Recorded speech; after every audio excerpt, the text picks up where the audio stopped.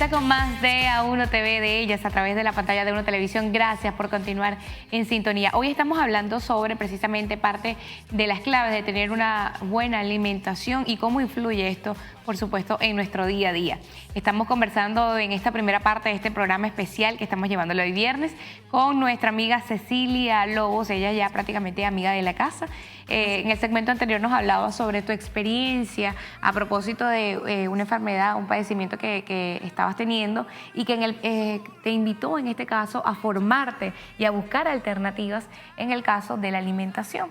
Hablábamos, por ejemplo, de cómo vemos por vicios que tenemos, lamentándolo mucho los venezolanos, el consumo muy marcado de carbohidratos, como los niños desde temprana edad están bebiendo bebidas azucaradas, que esto incluye a los llamados jugos pasteurizados, las gaseosas. Y también tú mencionabas algo muy importante en el segmento anterior, las intolerancias. Estamos viendo, y lo digo incluso desde el término muy personal, que los niños presentan alergias, que vienen siendo signos o síntomas de intolerancias a ciertos alimentos, intolerancia a la lactosa, a todo lo que tenga que ver, por ejemplo, con productos procesados, personas que son alérgicas a alimentos que tengan amarillo número 5 e incluso al llamado gluten. Y esto nos da obviamente referencia a enfermedades como por ejemplo el celiaquismo, la celiaquía. En este caso, muy puntualmente, ¿cómo ha sido precisamente esta experiencia en tu caso, por ejemplo, con la venta de los productos en Burano Fit? Primero que nada, que el tema de intolerancia al gluten, y ¿qué es el gluten? Empezando, para aquellas personas que no lo conozcan, es la proteína contenida en el trigo, en la cebada, en el centeno y en algunos casos en la avena. ¿Okay? En el caso nuestro, en Venezuela, realmente el padecimiento es el trigo. Y alimentos que obviamente hay que descartar cuando tienes cualquier intolerancia al gluten, empezando por el pan, ¿no? Hablamos al comienzo, mi experiencia ha sido excelente porque trato de que cada uno de mis clientes aprendan a usar los alimentos alternativos conjuntamente con una alimentación natural. Okay. Y eso permite, pues, obviamente, que la persona rinda el producto, que lleve la asesoría, que todo esto, ¿no? Generalmente tenemos muchas de las mamás no hacen la dieta a los niños, en el caso de niños con intolerancia al gluten o en el niños con un espectro de autismo, personas diabéticas, personas con alguna enfermedad gastrointestinal, porque asumen de que es muy costoso. Es relativo, de verdad que es relativo, porque obviamente pues puedes tener, te pongo un ejemplo, una harina de yuca, cuánto cuesta un kilo de yuca, cuánto cuesta procesarla, cómo puedes hacer de esa harina un pan y no dejas de comer pan si forma parte de esos hábitos que tienes. Claro. Pero en el caso de, por lo menos me voy un poco a los niños con autismo que no tienen la expresión verbal y que de por sí ellos tienen su tejido bien sensible porque los tienen de esta manera, el solo hecho de quitarles el pan y el azúcar representan un par de venenos que obviamente pues va a permitir una alimentación mucho más saludable. E incluso una evolución en el caso de su enfermedad. Sí. Bien, y hablando del tema médico, en esta oportunidad vamos a hacer un contacto con nuestra compañera Mayra, que se fue a tomar un café y sin nosotras. Vamos a hacer un contacto con Mayra, que está con el doctor Marco Medina, para hablarnos más precisamente al respecto de este tema de la celiaquía y de otras enfermedades que se producen a nivel gastrointestinal por una mala alimentación. Gracias, Ana. Me encuentro desde Zucca Café. Me vine y me escapé un ratico del estudio para tomarme un rico café y poder compartir con nuestro invitado en este segmento, agradeciendo su presencia al doctor Marco Medina, quien es gastroenterólogo, pediatra, nutrólogo y abogado. Queremos, doctor, abordar en esta parte, bueno, ya Ana Barbarita ha conversado con un equipo de especialistas, de personas que se han preocupado por brindarle capacitación, brindarle a través de talleres una formación en cuanto a cómo mejorar nuestro estilo de vida con una alimentación balanceada, tal es el caso de Burano Fit. Y queremos en esta oportunidad, a propósito de todo lo que tiene que ver con estas personas que emprenden este tipo de programas, sobre todo por el caso de la incidencia de personas celíacas en el estado Falcón, ¿a qué se debe todo esto? ¿Qué nos puede comentar? Bienvenido. Bueno, muchísimas gracias por la invitación. Realmente es satisfactorio, primeramente, agradecer a la Asamblea Nacional recientemente que aprueba una ley de protección en su primera discusión, como abogado te digo, para los pacientes celíacos.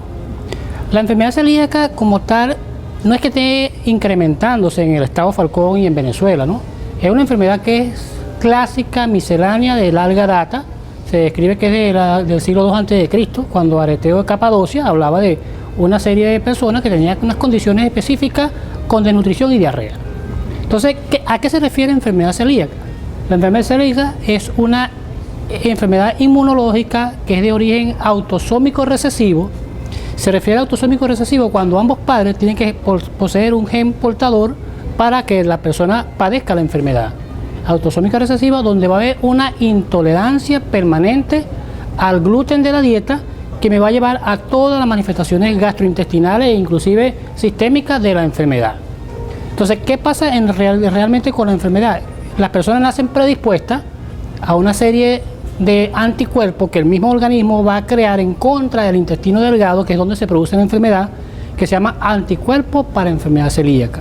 Esos anticuerpos empiezan a hacer una reacción inflamatoria inmunológica y va creando toda esa patología que se va determinando a cierta y determinada edad. Generalmente la mayor incidencia es en la población pediátrica. En el caso mío, como gastroenterólogo infantil, te puedo decir que eso se va manifestando una vez que el niño empieza a recibir alimentación complementaria. Cuando hablamos de alimentación complementaria, es esa alimentación que se le introduce después de la lactancia materna. Y sobre todo cuando empezamos a introducir alimentos no coordinados desde el punto de vista pediátrico. Empezamos a darle lo que nos parezca dar y realmente ahí es donde empieza la crisis celíaca. ¿Qué sucede en ese caso, doctor? Precisamente quizás cuando no se consiguen los insumos o los productos alimenticios acorde a las necesidades o requerimientos de personas que padecen de estas patologías. ¿Qué puede pasar en tal caso si esto no llega a cumplirse de tal manera? Así como el diabético, el azúcar es veneno, para el celíaco el gluten, la pasta, el trigo, la avena, el centeno, la cebada es veneno. Porque ellos crean unos anticuerpos que van a producir daño en el organismo y van manifestándose de una manera severa en la persona. Pues. Se va a manifestar de distintas formas. De hecho, la enfermedad celíaca la describimos nosotros como las 1001 caras de la enfermedad celíaca. ¿Qué sucede?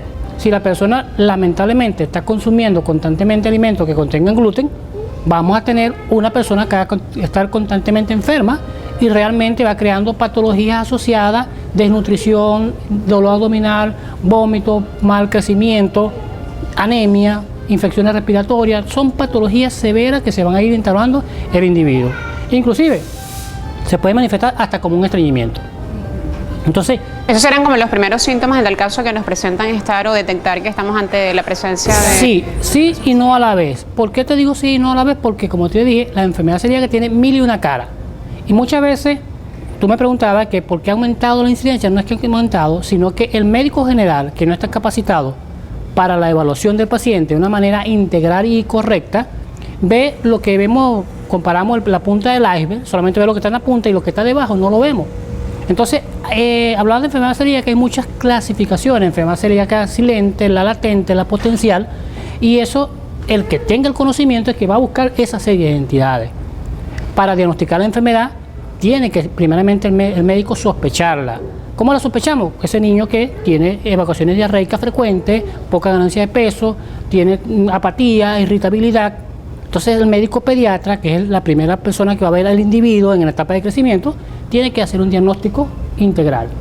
No es que haya habido la incidencia, como usted lo dice, siempre ha existido pues personas con estas condiciones patológicas, sino que quizás ha habido mayor difusión, ha habido mayor preocupación de dar a conocer sobre esta enfermedad y sobre los productos que puede ingerir una persona con condiciones siendo celíaca. Doctor, vamos a cumplir una breve pausa y les invitamos a estar muy pendientes de nuestro espacio porque seguiremos a la vuelta conversando sobre este interesante tópico. Ya venimos con más de ellas.